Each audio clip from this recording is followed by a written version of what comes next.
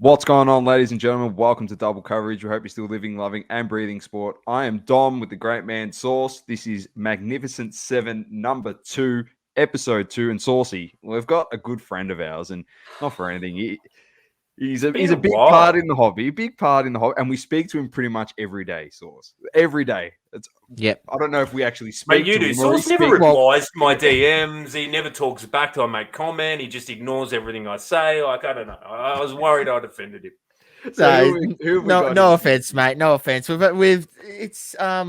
It's you guys ever since you guys got big. Mutual. Ever since you guys got big, mate. I can tell you, you'd be a different person. Oh, yeah, Sauce has changed so much. Mate, it's gone to my head. I tell you what, my head has gotten 4 times the size it was a few months ago, mate. I tell you what, once we cracked the 100 subscribers on YouTube, I've lost the plot, mate. I've lost the plot.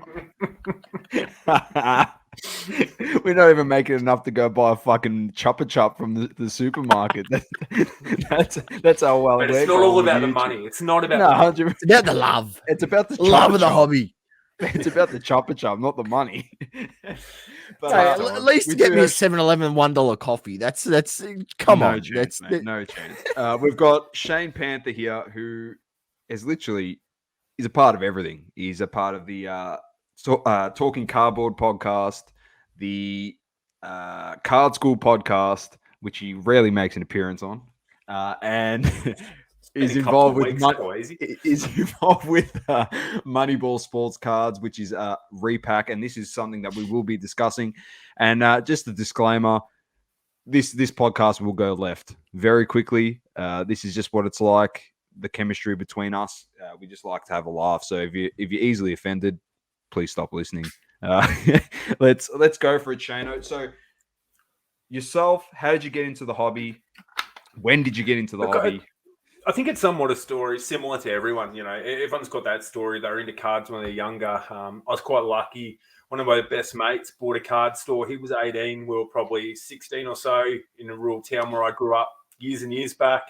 We got to live the card store sort of dream for the last couple of years of the boom before he realised that was probably the worst purchases he'd ever made, and literally ran it into the ground, and we just used it as a place to underage drink and hang out, and the cards ended, and we had a whole heap of fun. But, probably got on with life and sort of went about living life, and then refound the hobby good part of 10, 15 years later.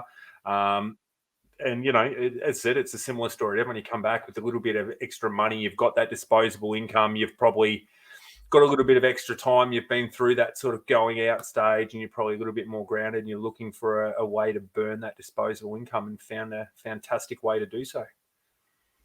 I like it. What do you like to collect? Man, I'm a rabbit hole dude. I fall into so many different rabbit holes. I buy so much stuff. I really am the worst for that as far as collecting. I don't stick to, any one thing for ages. I'm constantly sort of finding things where I go down. At the moment, I'm being right into game-worn sneakers. That's been a huge thing. Tickets I've sort of been big on for a little while now, and still sort of adding to tickets. The jerseys. He's got the box full of jerseys, mate. Oh, the box full of jerseys. Fuck. Got a really nice Herbert helmet. Nice. Oh, really? Herbert helmet on the way as well. Yeah, NFL Lids is another one that I've been getting into. So a little bit of a shout out to Bomb, they're called, Breaking Oz Memorabilia. Those guys, they put together their own product, similar, Moneyball, but for NFL, but they're just helmets. But they only do authentic, so it's none of this hit parade sort of, replica stuff. They do authentics.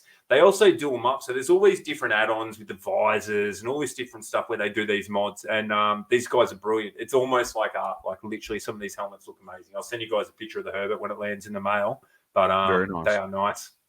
Very nice. You don't collect any, no Harry Giles, Bobby Portis, none of that stuff? No, not this half, mate. No Harry Giles, no Bobby. I'm disappointed the great man couldn't join us tonight. Obviously, a little bit of a shout out to our fallen soldier, Ben, who's suffering being a father tonight. But, definitely none of look, my PCs are Nick Young, Lou Williams and Corey Maggette and Shaq, but I can't really laugh too much at anyone with Corey Maggette and Nick Young, can I? No, Swaggy P. Yeah, he's back in. He's trying to fight Logan Paul. Really? Yeah, and Lamar Odom. He's been on Twitter trying to call Oh, him out to get fuck. fights. It must be hard up for money. You've got to be desperate for money when you're calling out Come Logan on. Paul on Twitter. Oh, my God. I love it. He's got a chip, mate. He's got a chip. He's got more chips than Barkley, I mate. love it. Don't you worry about that. Mate, So you want that's to have all- seen? He sent some footage of him like in the ring, like doing some warm ups and throwing a few jabs. And honestly, like I'm not a fast man, boys. You know, my youth is well past me. And I even thought to myself, like, fuck, I'll take him in a second. Like he looked that slow. Oh, no. It was bad. We don't want to Painful see it to because we'll watch. probably see another Kevin Hart situation. Not Kevin Hart. What's Nate it? Robinson. Nate Yeah, Robinson. Nate- when I'd he be got- worse. he got knocked out. Nate's got to, Nate was at least in a bit of shape. Like Nick Young doesn't look like he's in any No, sort of shape. party mate. life, mate. Party life. What is Moneyball sports cards? It's a tricky one, hey. Like trying to explain a repack to people not in the hobby, like because you can say someone that's in the hobby, you say a repack, but you try to explain to someone like your mum or family, or even someone that you meet outside the hobby, what a repack is, and you just start talking about terms that you realize they don't understand, and you go down that path, which leads to another one, and it's just a minefield. So I mean, essentially, we make memorabilia and card mystery boxes. So you hit parade, that sort of thing. Very similar product. I like that. Were you It's one of the really like, tricky the first doing that sort of stuff in Oz? There wasn't too many around. I mean, Now there's it's a few, been like few out there. we're definitely not the first. Like, I mean, when we first started, our main goal, I guess, the difference between us, a lot of it that started now, is it really come for us from a market sort of pull rather than a push. We both come from breaking backgrounds, and we sort of thought, wouldn't it be good to have more access to a product that was guaranteed a hit? So, you can break a couple of boxes, but you've got this product where you're guaranteed some sort of hit to save the break. So it's almost like, the old emergency life jacket on any break. When you haven't hit a card, you've got this product that, split over 30 people in a break is only worth $10 or so that you can put in there. It doesn't play the cost of your breakout, but you're guaranteed something nice to be able to put on the hit stand at the end of the night. So I thought, there's just not really. Dale from Cherry was doing Reloaded. That was the early versions of Banner almost. That was his own product. It was a ridiculously great product. But, that was, once a year maybe that he did that, or even, every couple of years. So other than Hit Parade in the US, there wasn't a lot available. So we thought, well, look, let's put something together. We always wanted to do it with a long-term plan as well. It wasn't something that we're looking to, we could just break it ourselves rather than sell it to breakers at wholesale. But the whole idea was to create something sustainable that we can purchase cards off collectors who are injecting money back into the secondary market, which helps sort of create a stronger local economy, and be a product that we can supply to breakers that we can be proud of, and those guys can use to grow their business as well. So it's a little bit twofold as far as why we're doing it. Like Sauce said, though, nowadays, there's repacks everywhere you look, but there's a lot of really good stuff. There's some really good guys that have come out of it. Melbourne Cardboard. Sterling Cardboard. He's changed his name, mate. Yeah, they've changed. Ezra, like, he's fantastic. Trent from Melbourne Cardboard, like Card Smith, he is as well. Like, there's a whole heap of really great products out there where people are spending all the time, because I think the stigma is that, hey, people are just chucking in all these cards that they can't sell in Facebook groups into an envelope, selling them for a whole heap with a couple of hits. But I can tell you, man, when you're a registered business, it's just not like that. By the time we pay tax on anything, if we want to take any money out of it, we're then taxed on the money we want to take out of it. Going through and buying all the cards, putting the work into everything, it's a borderline on, a part-time to full-time job. And you certainly don't take that much money back. Like, it's not all making it rain at strip clubs. Like, but, look, I think there's a lot of... Maybe in Thailand when you can get over there in the strip clubs there. That's about it. Mate, I don't know. Might be planning an overseas trip, but no. Look, it's, there's a lot of... I think there's a lot of misconceptions about the products. And I think it doesn't help because it's something that so many have popped up. And as much as, there are some great people working really hard, there's probably the other side of it as well, and there's an aspect of people that have just sort of jumped in to try to cash in a little bit and take advantage of people. But, I mean, that's going to happen everywhere. I think, in general, it's something that's really boosted our sort of, card economy or card ecosystem, to speak, by sort of putting money back into that and extra cards back into it. We've been able to give away Jordan rookies, Kobe autos, LeBron autos, A whole heap of stuff to collectors, and then also buy a whole heap of all this sort of stuff off collectors, putting that money back in so they can buy more of their own PC items. So, it's a twofold thing. I love it. It is fantastic. I remember when we, was it myself? I think we both did. We interviewed Neb when you had Series 1 had just come out, and it feels like a bloody so long ago, but it was just last year. It's actually not that long ago, but how far it's developed, and it's not just a focus on basketball anymore. So just a bit of a look into what you also Moneyball repack outside of basketball. Yeah, so this year or last year now, it was still this year. This year. It's November already. It was still this year. I know. We did wrestling, which was a super fun product. I love putting that together. I'm a big wrestling fan. I sort of love wrestling cards. Just for the nostalgia, I'm not a big modern wrestling fan as much. I don't mind watching it. But those old autos, there was a Razor Ramon to 25 auto that we had in the product that it was so hard to, put that card into one of those cases and pack it away because I just didn't want to part with it. But we had a Hulk auto. That was a really fun product to put. I think, my girlfriend probably got sick of me playing wrestling theme songs nonstop for weeks as I packed these boxes out and bought wrestling cards. But, living the wrestling dream, immersing myself. Wrestling, but, when it was good. Back in loving it. We did a UFC release as well. We've got an NFL release on the way. That's probably my fault. I've been halfway through it since probably last time you interviewed Ben, to be honest. I've been pretty slow on the NFL one. It hasn't helped that there's been such a boom in NFL cards where everything that I had sitting there that would have been great for a retail product is now probably priced out of that. And to buy extra cards to put in there to keep it at a price that's going to be good for consumers makes it hard to even buy anything. So it's a really tricky one with NFL at the moment. It's put me in a bit of a weird spot. But look, we've got a whole heap of plans. We're doing some stuff with Funkos, signed Funkos. As I said, NFL. We've got breakers now in the US, in the UK, New Zealand, in Australia. We just love putting together products that we think are unique and that other people aren't doing. We certainly want to have a look at, any particular niche that we think has got a fan base that may want something like this. We're happy to look into it and sort of, get our fingers in the pie. Definitely. The jerseys, you put the jerseys in there as well, which are good. Look, the jerseys was a really fun one. It's a challenging one. There's some good come out of it. We've managed through the jersey one to build up a partnership and sort of get some good ties with Fanatics to be able to move forward with Fanatics authentic gear. Buying 50 authentic jerseys in the secondary market was so hard. Like, you guys don't understand how many fakes there is out there. And I'm talking, these aren't just your really bad fakes that are obvious. These are ones that have got tags and everything like that. And they're made super well. They're being sold in Facebook groups over here and on eBay for, $700-800 as Mitchell and Ness. And, you get these things in hand and there's no way they're real. We had so many problems, so much stuff that we bought that we had to return, so many things that we bought and probably just couldn't even end up returning and end up getting stuck with. So it was a real eye-opener for us. And I think, it probably profit-wise, it really hurt the release, but knowledge-wise and sort of, I guess, what we're able to take out of it and sort of the deeper understanding we got from that market itself, I think was invaluable. So, there's different things to take away from it, but it was a real eye-opener for us how much of this stuff getting around is, is completely not real.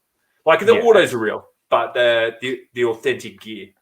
Yeah, so just on that front, when I was looking at buying some jerseys, I hit up Shano in the DMs and I just asked him, like, what's the difference and all that. And it ends up just being that, the actual authenticity of the jersey, that if it's on a replica one, the autograph will be, Beckett witnessed or JSA, authenticated or something like that, or even PSA authenticated. But the actual jersey itself, where if you go on Mitchell and Ness, I think they're like $300 a pop or something to buy the hardwood classic jerseys, straight off there. So it won't be that jersey, it will be, you know, say if you're buying Shaq, Be it the old won't be Uncle that. Sauce special from Thailand, won't it? Yeah, it'll be like something like that. Which I don't care. Like as long as the back I mean, if looks you're going to decent, because frame that's it, what they like, sign. I'm going to some frame guys them. just want to put it Yeah. in a nice frame, like this, and I think that's the thing. Like, it's not like replicas are terrible, and you know, there's no place for them. It's not like a fake card, you know. So I think that's important to also sort of bear in mind that there is definitely the way memorabilia is made up. It's not like a reprint of a card.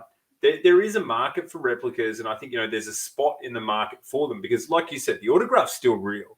You know, and sometimes you don't want to pay $500-$600 for a particular player. You might want, you know, $150, $200. Exactly right. You can get $50 like, you for know, Ron Artest for me, mate. That was a bargain. 100%, that's mate, that would have good. been 49 postage, $1 for the jersey. But like, you know, I think depending on, as long as people understand what they're getting, I think it's good. But I just think that a lot of people potentially don't understand maybe. Yeah, just be aware. Just be careful out there when you are going into the you know, the jersey, signed jersey realm, that you understand what you're getting. So yeah. Now, inspiration behind your each release with Moneyball. I know that you did it was theme based off the first two, of like players. You went theme based, and then obviously wrestling and UFC. And like you said, you're thinking about NFL, but where do you find the inspiration? Is it just based on like how the market's trending, like you said, and what people are interested to an extent, in? Like, I think there's obviously always a bit of, you know, a bit of what's cool at the time. You know, the jersey release was probably sort of, you know, tilted towards with a big Giannis sort of insert that come in there. Obviously, the Bucks had just won a championship, or were hoping they were going to win a championship as we started to plan that series. Otherwise, it would have really hurt the release if they didn't go ahead and win that. So we were lucky they did win. But I think it's a bit of a mixture of, you know, really looking at it. We'll try to sort of think about what we potentially want, what would be cool, what we've sort of got access to as far as headliners, because that's where we sort of start. You know, there's no point going, let's do a Jordan at a time when the Jordan market's really bad, so you can't buy some headline Jordan cards. So you sort of ended up not having headliners themed to it. So I think it's one of those things where it's like, okay, you know, what are we in the position to buy? What can we get our hands on? What can we theme around that? And then let's build it out from there. But I think that's been one of the most fun things about it. I mean, it'd be great if Ben was on, because that's probably heavily his domain. He's really big on particularly the NBA products, on sort of, you know, planning them out, getting out and buying them. I mean, I'll rubbish him for a lot of things. I know you boys will as well. But one thing that he is absolutely amazing at is sort of finding cards, I guess, that, you know, these cards might not be $500 cards. They might be $200 cards or $100 cards, but people love them and people are genuinely happy to get them. And I think that's one of the key things, because in a repack, you know, you're not always going to hit the headliner. You're not always going to hit, you know, you're not even going to hit a card that's always worth what you paid for the box or the break spot. But I think if you get a card that's unique and a card that you go, that's pretty cool, I like that card, you sort of walk away happy. And I think that's what it's about. Like, Ben's got a really good eye for sort of, you know, picking out those cards. We had people come to us during the retail ones where they're like, mate, I did well, didn't I? Sending in pictures of the card that, you know, it might have been a card that was maybe worth half the value of their spot. And, you know, as a pure, if you're looking at a comp, someone probably goes, oh, you paid $100, you got a $50 card. But I mean, that $50 card isn't always easy to find. It's not like it's just sitting there. You know, if you just wanted to buy that, again, it's not as easy as just looking at comp. So I think, you know, the way he's been able to find cards to put in the releases in themes, but also that sort of people enjoy, he's done an amazing job. So I'd love him to probably talk about that side of that. Yeah, well, then I'm definitely not asking you where you source your cards from then. For the basketball, a bit of eBay, bit of surely. So, do you scour across the Facebook pages? Do you buy anything across Facebook? Oh, of course. We buy off over in the States. eBay. We buy in the States. We try to buy as much as we can over here, just because, as I said, you know, one of the biggest things that, you know, our own mission, and as a part of, you know, making this company, was that we want to be able to inject that money back into the local ecosystem to buy cards. So, you know, that's one of the big things. There's been a couple of big collections that we've bought, two main collections over here that we've bought for $10K each, which, you know, for us were pretty big, because I know you got your cherries and stuff that are, you know, buying $100K collections all the time, but I mean, we're two DGens that were lucky to be able to pay rent a year ago. Do you know what I mean? We're still lucky to pay rent. It's not like we're rich, but to spend 10K on these collections, it was a pretty big step for us to start sort of, I guess, building assets. It's definitely something that we're really big on trying to keep a lot of that over here in Australia. Definitely, and it is a slow process, but it is one of those things, like you did say at the top of the show. And Sauce and I are both in the same boat as yourself and Neb and a lot of other people in this card community here in Australia. And you do it all for that community, and not for anything. Like we said at the top of the show as well, we pretty much speak every day in a group chat. So, and it's always just bouncing ideas off of each other, obviously taking the piss out of each other as well. But it's all about having fun as well. And most definitely a lot of that. And that's the thing. Giving back is definitely a great thing to do for people. And a lot of people about giving back. Yeah, but it's like people find comfort. People find comfort in the hobby. Like this is what and the people and not for the relationships they're built with others. Like I'm a selfish dude, but for me, the better the hobby is over here, and if the hobby's thriving, I'm enjoying my hobby more. And I don't particularly care about you enjoying your hobby. I want to enjoy my hobby. But the reality is that's easy to do if everyone's happy. So if I can find a way that has a business that keeps everyone happy and makes that hobby even better for me to enjoy, I'm all 100%. About it. So, even from 100%. A selfish point, I think it just helps everyone. I don't want to claim to be Robin Hood. You're definitely not fucking Robin Hood, I can tell you that much. You're not Robin Hood. No, just kidding. We can assure that. Oh, man. You've run two. You run two. Not you have. You do. You run two podcasts here in Australia, Talking Cardboard and Card School. Just a bit about those two podcasts that you're involved with. Look, I'd be hard up to claim I run two. I think Russ does all the heavy lifting for Card School at the moment. Absolutely keeping afloat, as you alluded to before. I've been pretty useless lately. I've been pretty under the pump with the work. So, look, I've been busy, and Russ has been keeping things flying absolutely swimmingly. And that's what we got him and Luke on board for. I guess it was sort of, we got to a stage where me and Ben had sort of, we've been doing our thing for quite a while. I mean, when we started doing Talking Cardboard, literally, you had Chris doing, Chris HOJ doing their actual Jordan's podcast back then. You had Josh, Kyle and Wax Museum. Yeah. But that was realistically it. There was nothing over here. I mean, back then, NBA Card Market had 400 members on Facebook. Now that has 9,000 members. It's a different time in the hobby. It was completely everything. No one did podcasts. And the reason we started Talking Cardboard was it was actually a Prism pricing ladder because we didn't have Card Ladder and whatnot back then. So the actual idea of it was to follow the release through the season of 2018-19 Prism. Every week, I had a Beckett paid subscription, and they keep track of all the sales. I used to copy every Prism Silver for all the first-round rookies. I used to put them into a spreadsheet. Each one had their own. I've still got the spreadsheet somewhere. It's ended up being about 300 meg. It was huge. Everyone had their own tab. I'd track every sale throughout the season, every week, update it. And then we had it set up so to run graphs so we could actually track price increases up and down, all manually entered in of every Prism Silver sale. And then each month we'd do an update, do a pricing ladder on where they'd moved and talk about their stats. And that's where that started from. And I mean, at its time, there was nowhere really, you had, 130 point, of course, to see your values, but we didn't have charts and graphs like we do now and data. So that was realistically, it was a very manual process, but it was a lot of fun. Like I say, there wasn't the access to basketball card content online back then that there is now. But, look, it's sort of that then sort of matured into more so just sort of topics and conversation.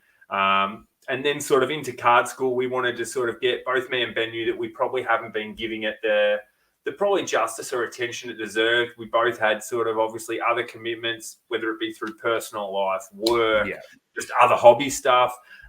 So we said, look, let's get some other people in. maybe they can give us a bit of a kick in the ass and get us motivated as well when we're not just feeling like it's just us. Doesn't matter if we let ourselves down. Let's get someone else in here so we're not letting them down. And Ross has absolutely ran with it. He's been amazing. So thanks for shaming me into making sure I jump onto his next episode now to make sure I do. But you're doing great things with that. Obviously, it's a progressive thing, and now Russ has taken control of that, and he's doing a fantastic job. I was listening to him today. I was just listening to your recent episode. It's today, but this will probably come out in a couple of weeks, this episode. But there'll be more episodes, and Shane would have made his reappearance on that podcast by then, hopefully. Now that you've done that. It's amazing to watch the transformation of Russo, and he'll probably get super embarrassed if he listens to this. So I don't want to bang on about it. No, he's too been much, good. He was but- very, like, he was so quiet in the first couple of episodes, which big you time. Definitely, yeah. I think that's the path you were going with. And you got to be quiet when you got Shano and Neb on the other side, mate. They're just going at each not, other. not shutting up, mate. That's what we realised. Between each Group other. chat where we talk about ideas. I think it took a little while for him to sort of understand the dynamics and not be super offended or worried he was offending anyone. But look, I think he's done amazing. He's definitely. I think as far as hosting that show, it's been great to watch. So I'm looking forward to sort of continue doing stuff with him. It's probably something that's taken a more of a back seat at the moment, just to priorities. But I think, definitely want to try to get some more time for it. Very nice. Before we do get into the nitty gritty of what's been happening in the hobby and stuff that you're collecting card wise, is there any more fun facts that I haven't dug deep enough to find? Is there any other things that I don't know about you so far? I maybe changed from the Lakers to the Bucks. No, that was Ben, wasn't it? That was Ben. Yeah, that was Ben. Oh. Yeah. And then to Oklahoma, and I don't even know what he does anymore. Sorry, Ben. But, people probably listening to this going, you're bagging a guy, he can't defend himself. Let's just put it this way. Even if he was here, he wouldn't be able to defend himself. So it doesn't really make a difference. It'll be 3-on-1. So, we love him. We love him dearly, and he's a big part of Moneyball and all the other ventures that you're a part of. Let's move on to what you've been collecting recently, card-wise. Not Corey Maggette jerseys and shoes, cards. Card-wise, what was the last? I managed to pick up a really nice Nick Young logo man, which nice rookie logo man, which he only has the one of. It's from Topps. There's two. There's the auto and then just the logo man. So this was just the logo man. It popped up on eBay from Topps Luxury Box. It's not like back then, 2007, they didn't have, even Hoops has a logo man these days. There's literally a logo man in every release, but they only had the one back then. So that was a really good find. But other than that, I haven't been buying loads of cards. Little bit of NFL stuff. Look, I probably have finally got to maybe I've realised that my Jake Fromm collection is not going anywhere and that he'll probably never play a game in the NFL. But, yeah, look, I'm ready to You were pumped with that one for a while. No there. Mahomes? Mate, No Mahomes? mate, no Mahomes at all. Rest in peace, Jay. Sorry. We're just dropping little subtleties here. Sorry for anyone that's listening to this. We're just giving shade to other people in our group chat. Mate, get on with it. Get to the serious stuff here. All right, let's get into all the serious stuff about all the bad stuff and the behind me and source that you hear every day. No, we're not going to do that because there's nothing. You can't incriminate us. Our thoughts on the card market at the moment. Man, Is it gone to shit? I don't think it's gone to shit at all. Like, I'm probably more bullish than I've ever been on sports cards. I mean, it's sometimes I think I maybe look at it from a different sort of perspective as other people, like, because I sort of went from, breaking to Moneyball. So I've always been lucky where I've been sort of somewhat my spending within the hobby has been self-sufficient. I've generated through different streams to be able to buy my cards. So I'm not sort of, spending money out of my savings every week on these cards. So I've sort of always just enjoyed buying things that I love without any real consequence on, is that going up? Is that going down? I know a lot of people are sort of, they think about what they're buying and they think, yeah, I'm buying it because I love it, but I don't want to buy something that's going to lose money, which is, it's fair. We're spending our money. So, you don't want to just throw it away. But For me, I think the market's fine. I think, there's obviously been some changes in, PSA graded base cards and whatnot. And that was probably inevitable. That was always going to happen, that day trading sort of mentality would go. But I think if you look at the high end and even the mid end of the card market, there's still record sales every day. You hear a lot of breakers talk about, the boom's over. I can't fill breaks anymore. It's like, we'll put some effort in. Like, maybe it's you, because you see plenty of people out there still filling breaks. You see plenty of people still selling out products. Like, this hobby ain't dead. Like, that's the most ridiculous thing I hear people say. Seeing main breakers, that is, like, people that have really captured me when I watch them, and they're still breaking easily, and they're filling shit. Man, dudes that have built a community and put in the effort are still filling breaks. Dudes that never really cared about anyone, that just bought product, listed it in a Facebook group, overpriced it. People just bought whatever they listed anyway. They sold it, they broke it, and then they went off again. Them guys are probably hurting. And I think that's the key now. People that have been willing to put in the work, build the relationships, build that sort of effort, those guys are still doing well. And, they're going to survive. A lot of those guys were just pop-ups anyway. Like, that just came in because the market was booming, and they literally have disappeared off the face of the earth because, not like you're saying, they haven't built a community. They haven't put an entertainment factor into anything that they've done. They don't know how to price their breaks properly. They've just disappeared, like, because they can't afford to get the product now. They were just in it to ride the wave, and not for anything. They got people to jump on because everyone was so engaged during COVID last year when it came around initially, that they're just like, oh, breaker here, breaker here, breaker here. Oh, I can't get into this break. There's this guy that does it. Oh, he's new. I'll buy into this break. It was becoming an overflow. Like, it became like you said before, it's like a DJ with his like his USB stick. Everyone wants to be the bloody DJ these days, but when they can't mix and do shit themselves, they're gone, nowhere to be found ever again. And not for anything, the people that were committed to their community and stuff and have done a great job, they're the ones thriving in the end of the day. So you actually don't realize how many break groups there are out there, like the Australian ones. Like, I'm probably in like a solid 15, with nearly everyone having over 500 members. A few of them cracking the 1K, a few of them cracking the 3, 4K. Like, there's just that many. Like, even when we first started, sort of, I guess, even when we first started Moneyball, it was a real eye opener for me, because obviously all these guys started to becoming, prospective customers, and sort of, contacted quite a few. And even some of the ones that were reaching out to us, I'm like, who is this? This must be some overseas breaker. No, some kid in Essendon. Who is this? Like, some kid in Sydney. Like, so many people we'd never even heard of.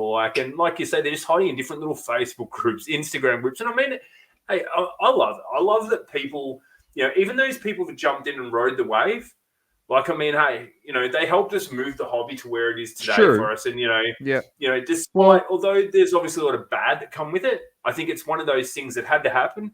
Now where we're at, we can clean up everything we're at, and we're in a new spot. We needed those guys to help us move to that. Yeah, well, Shane, it's funny you say that, because like I used to be in like a sneaker Discord that buy the sneakers, flip the sneakers, and all that, right?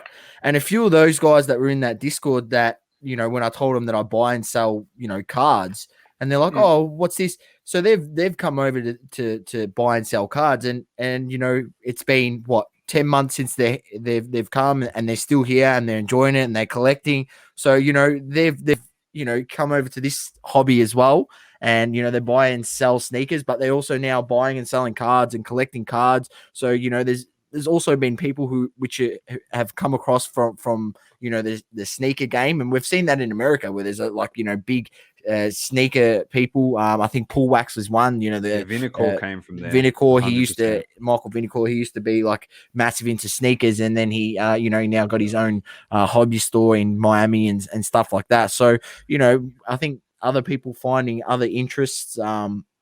Some don't stay around, and some do, but it's good to see that a few of them have stuck around and keeps buying and selling cards. Super ironic. You see these sneaker guys always talk about sneakers got so difficult that they come into cards.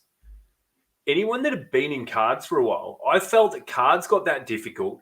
In the last 6 months, I've actually got into sneakers and started getting involved in the sneaker bot discords and everything now, and getting into the sneaker side of things just to move from, it's just something else. It was a little bit of fun. I think, Yeah. it's a natural sort of progression. Some of those shoes, it's sort of, it's in that realm of, I guess, culture to speak, basketball and whatnot. So there is so much crossover, like you say, and it's sort of Always funny good if you how can some of snag those some guys come Jordans at over. retail, mate.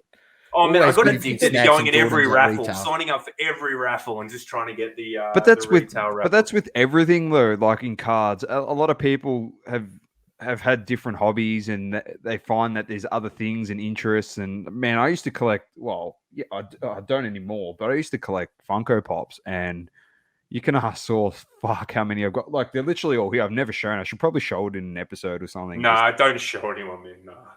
People think quite highly of you. No. Yeah. Yeah. You're a fucking idiot. so legit, it's just like Sauce is loving it. So like you got like you've had that, and then there's sneaker groups and like I can't believe cards. you're a Funko dude. Hey, I tell you what, he's got a good Funko collection. Look, he's losing his shit, mate. He's dropping the mic. Come on, Hitting the get mic. him over. Shane, you Get him fucker. out. Yeah. Oh, no, honestly, like I was lucky enough. I remember it was like literally like cards, like in terms of collecting those. If I really wanted to flip them, there was a store that was selling like first series stuff for like $15 a pop. Pardon the pun. And not for anything, they all became Chase releases later because they were discontinued. And like I've got them sitting here like from the OG, and they're worth like $300-$400, and it's just like fuck. All right, well, if I want to, I can get rid of them, but it sits really well now in my bookshelf. It looks really good. Source can attest to that. So Hey, wait till Country to PSA starts grading pops, mate. Wait till PSA starts. They're pops. doing Well, pops. yeah, but that's what I'm saying. Like this is the whole thing. It's like, you collect pops, you collect cards, you collect shoes. It's like, it's just like, yeah, and what do you want? And then when it becomes worth something, like you said before, people just look at the monetary value. They won't look at it after as, oh, this is just stupid. Why did you collect that? They go, oh, fuck, this is so sick. You collect this and it's worth this much. It's like, yeah, but I never collected it originally for the monetary value. Like, But that's the thing. People are fixed these days. And it's a part of society where people are sort of, they're fixated on the destination as opposed to the journey on sort of, collecting these things and why we as people, why you collected those pops in the first place and the journey of building up your collection. All people want to know is, oh, you got this sick Kobe, you got this sick LeBron. It's like, anyone with a heavy wallet can go out and buy a sick card. But it's 100%. about sort of picking that right card, building that collection up to sort of, trading up and selling different things and building assets to get that card. It's not just a matter of going out and just buying the end goal. And I think too many people at the moment are trying to race to the destination as opposed to really worry about that sort of, that fun and learning part on the way. But that is what it is. Anyway, people learned something new about me. I'm not ashamed of that collection. As much respect I've just lost from Shane, I could not give a flying fuck. So, Mate, nothing but respect games. I love it. Speaking about pop-up breakers, let's segue into this really, really quick. I never even had this as a question, but pop-up grading companies. This is something I'm not going to name the company, and I'm not going to name the person. Clearly, I'm not going to do that. Like somebody, as you know, we're doing the HGA bulk sub. So someone actually DM'd me and said, "Listen, insurance-wise, can you help me out?" And I said, "Yeah, sure." And funnily enough, Source doesn't even know this story because I haven't even told him yet. But a guy DM'd me and said, I'm doing a service with another grading company in the States. And I'm thinking to myself, well, you're not Cherry because I know Grayson and Charlie. You're not Lane because like you introduced us to Lane. So he's doing PSA. We're doing HGA. Mint Collectibles is doing HGA. I think Lane's doing SGC as well now. Oh, there you go. So even Lane's doing SGC. That's good. Hey, thanks for telling me that. I can put that on the question. The question. He put an expression of, I haven't been out. Like I used to pre-COVID, used to go out and sort of help with the sub, but Been locked up in his dungeon for ages. Yeah, that's the last place I want to be stuck in COVID. So sorry, Lane. But literally, he put an expression of interest. I'm keen for the SGC subs. Like SGC is good. I think it was $50 a sub that he was doing, maybe. Fuck, that's all right. It's not bad at all. Like SGC, there's nothing wrong with them. Now this company, don't want to mention it because Just name and shame people. Why are you I doing can this? mention the Come on, company. I mate. just won't mention the Doma person. card porn. Do it. Yeah, Doma card font. Fuck them.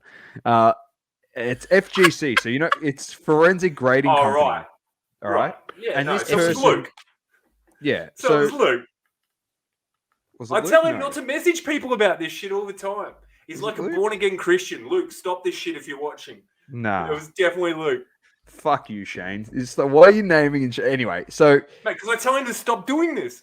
anyway, there's like a fair bit of.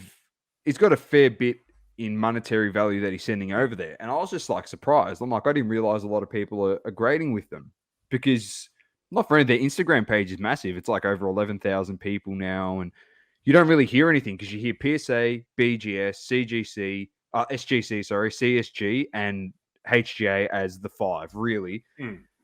But just your thoughts on how many have popped up. Like, fuck, there's a lot. There is a lot, Look, man. People, I think, take the wrong mentality. People sort of, I mean, we talk about breakers popping up and it's, competition is good for the hobby. But when Yeah. you're talking about almost regulatory bodies, which grading companies are to speak, because they're setting a standard, a grading standard, in no world is more competition better because these guys have all got different standards. So Yeah. how on earth can we possibly sort of, and I hate to sort of talk about cards like commodities, but when we're talking about, a set way to almost value and trade these cards, when they've all, a 9's not a 9, an 8's not an 8, it's different with every company. I think it's only problematic. It's not good. And I don't think there should be one company. Ideally, in my mind, in the perfect grading utopia, there's maybe 3 or 4 companies, but they've all got together and there is a set standard. They all have the exact same rules for grading. So that way, if all PSA 8s and 9s are not as good quality as a BGS or HGA 8s and 9s, that's when we can truly hold them accountable. But we can't really compare PSA to BGS to HGA when they've got, one's 50-50, one's 60-40 on the grading centering. One doesn't care about the back. The other does care about the back. I just think more isn't better. And people talk about competition, but I don't think when you're talking about governing bodies almost that is right. I think it's dangerous. Yeah, it's fair enough. I've seen a whole bunch of others pop up, and like obviously, as you do, you just like to have a look at their pages. And the first thing I always go to is obviously the pricing model. And some of them are literally charging $35-$40 a card, and I'm going It's like, insane. I'm going fuck. Like you're charging as much as some of the big boys in the hobby. Like, why should somebody grade over you? Like you're saying, like you've got no reputation, and a lot of people feel comfortable because these companies have built a reputation. So, I mean, that's what it essentially is. It'd almost be like going with an insurance company that had literally no experience. And you're like, I don't think they're ever going to pay me and everything happens. But hey, the insurance is cheaper. Yeah, why not? It's like, why take a cover that doesn't actually cover you for anything? It's just that's pointless. exactly right. I think it's something that it has confused me a little bit. And I mean, this is the great thing about the hobby. Everyone's got their own way to do it. There's no right or wrong way to do it. My way is not any better than your way. Yeah. It's no better than Source's way. But for me personally, when I hear people talk about, I'd grade that with X company for my PC. For me, it's like, well, okay, if the card's not worth waiting for PSA or BGS, or I don't want to pay the money to do it express, do I really need to be grading it anyway? Like when they talk about, let's just grading it for PC, it's like, well, I ain't fucking rock climbing with these cards in my pocket. I can put them in a top loader and they're still protected. Why do I need to grade it? Like if I don't care about the grade, I don't care about the monetary value. What do I need to do that for? Here comes a plug. Put it in Chuck one of I've these, seen those. mate. It's these vanity slab things. Yeah, mate. Yeah, Coming I think that's a to cool Down idea. Under very soon, mate. The Tupperware container for your card. You can change it. You can make your own labels. You can do whatever the hell you want. If you don't, you stick this Lamar Jackson card in there today. actually- tomorrow, you can put whatever else you want. It's I a love lot that better. idea. It's a lot better than this. Yeah, absolutely. It costs a bit more, clearly. I understand that, but not for anything. If you can customize your label and do all that stuff anyway, like, who really No, cares? I think those vanity ones, and I can understand from a protection standpoint. I know some people are sore on, one touches. They say, oh, they can damage a card. It's like if you're not moving it around and stuff, if and it's sitting on it's sitting on a stand, there's nothing wrong with it. Like to leave it in a one touch. You know what I mean? But I mean, even those things, I like the idea of having it in something that's protected. It's safe. But why pay for it if you don't care about the value? Why do you care about the number on the grading? And just, to me, it sounds like I just don't understand the motives. But like I say, everyone's got their own motive for wanting to do it, and so be it. If that's the way they want to play, cool. It's half the reason why I just buy, all these PSA 9 Shaq rookies that are out there for like $20, and you're like, oh, I'm just getting this for, by the time you send in the card, wait for the card. I understand 100%. People will send this on a $10 value sub. They're probably still in profit, making $6-7 after eBay fees or whatever. But like for me, like I'm never gonna send a Topps Shaq card in now, not when it's $150 for PSA. Way. Even like, when they reopen, they're not going to reopen it, $20 again. Like I would be shocked if PSA ever dropped, even for economy, 50 Australian, 45 Australian. So by the time you buy these cards and send them in, and especially like you say, you talk about a Shaq PSA 9, like people whinge about Panini and stuff, but I don't know if people have opened much Upper Deck or Fleer or Skybox from 1992, but I can tell you quality control wasn't so fucking hot in 1992 either. Like, so, you could open a box of those things and, you could open a box of hoops from 1992, get about 10 Shaq rookies, and maybe one of them will be centered to a PSA 7 or above. And then, you're going to send these in, you're going to spend $50 a card to try to grade it. Or like you say, you could just buy a PSA 9 version of that card for $30 US on eBay at the moment. It's like, why would you bother? And that's like, it's a different world. I understand back then it's like, yeah, and that is the right way about going about it, because obviously you used to get multiple copies in a box, and like you said, you might get one that's a PSA 7. I think you'd be more butthurt at the fact that if you're going into a big break like I saw yesterday, and Lil Poolman pulled a Tiger Zion rookie, and it was the most off-centered card. Like, it's heartbreaking, isn't it, when you see that stuff? You see these huge cards. It's massive. And you're just like, I was like celebrating for him, and then I saw that like the left border was so thick on the Tiger compared to the right side, and I'm like, oh, you're kidding. Like, it is unlucky. It is unlucky. All right, let's move on. You get a big enough name in the hobby, and they'll swap that over for you anyway. 100%. For you. We won't go there. Boom, boom. Shots fired. Bang. Moving on, Gavin. No, we can touch on that if you want. No, look, let's not. There's plenty of doom and gloom in that. We'll leave it for when we get Jay on one day. He'll love to touch on it. He'll touch on it. Underrated card set, or a product in the hobby? Big fan of Gala at the moment. I always love Gala. And I think as Chronicles sort of comes out every year, it always reminds me of how much I love Gala and the original Gala. And I think the Gala cards that are available from the original sets are very different to the ones in Chronicles in quality and sort of, the general makeup of the card. But I think some of those Gala sets, I'm not sure if you've seen the ones that have the player's number and they're almost sort of reflective background cards like that. Some of my favorite Nick Young autos come out of Gala 2014, maybe 2015. Really nice set. So I think those sort of particular sets, and particularly the Kobe's and stuff out of those sort of years, I think really are undervalued. They're already expensive, but I think they're only ever going to go up. I like it. Favorite card in your collection? That would be Shaq. I was thinking about this earlier when you put down some of these questions. 2017 Crown Royale Prime Silhouette, so it's to 5. Shaq Magic card. It's ticks every box for me. On-card auto, game use patch, super prime patch. It's just sort of I love the design of silhouettes. They're probably my favorite as far as memorabilia card. And that 2017 is when Panini first released Crown as its own standalone release again. hadn't been. It had been in the silhouettes have been in preferred, I think, for the last 5 years or so, maybe before that. And they finally released Crown as a standalone. Absolutely nailed that card, nailed the set. And it's probably the one card that I would never even entertain moving. I love it. What's next in terms of release for Moneyball and the future of Moneyball?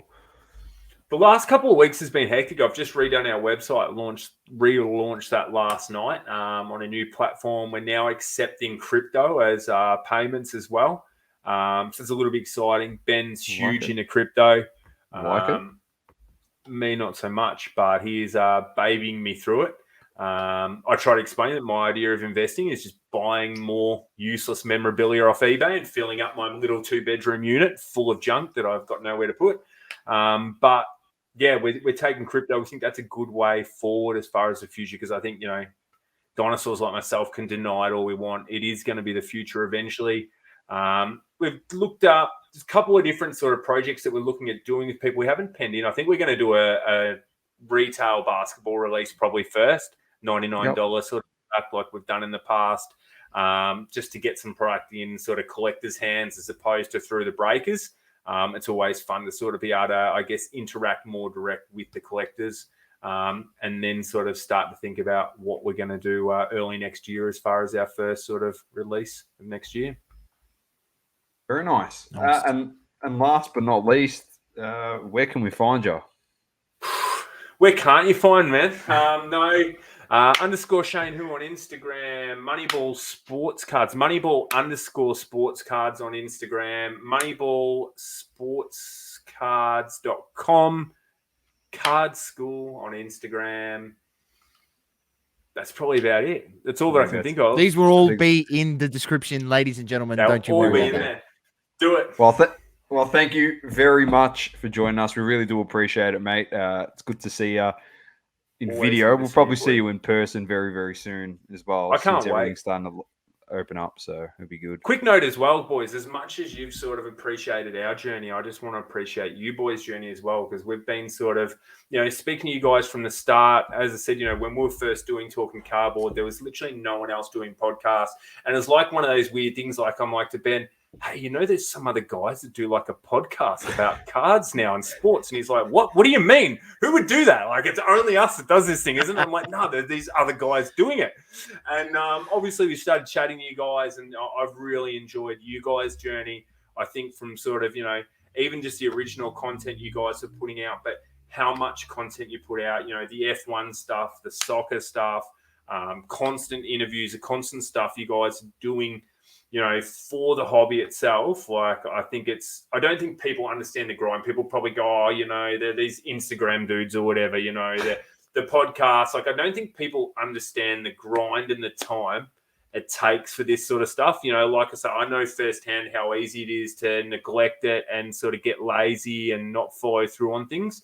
And the amount of effort you guys put into this stuff, I don't think can be fully appreciated to people that haven't done it before. So, very much love and respect what you do. We keep rocking up. There's some clowns out there that like hearing our voices on audio, and some actually like watching our faces on the screen. I'm just here for the Funkos. I actually watch the show on mute, and I'm just here hoping to see nice Funkos, to be honest. But there you go. Here's one. Oh, there you go. There we go. Put that up there. That's out of the You got to rip his head open. He's probably got a Funko. Dragon Ball inside there. You rip their head open, they got something inside there. Yeah. Haven't you seen that on TikTok where the guy cuts them open, mate? And there's all he'd have as much in his head as I do, which is nothing. So there's no point. There is no point. You've broken him, mate. He's in a sad state. I'm finished here. I'm pretty much done. But thank you very much once again. It's been myself, Dom, with Sauce and Shano. Keep living, loving, and breathing sports. Double coverage, and peace. Cheers, guys. Thank you for tuning in. Please don't forget to leave a review on the Apple Podcasting app. Also, follow us on socials: Instagram, Facebook, Twitter, and TikTok. Talking all sports. Double curve.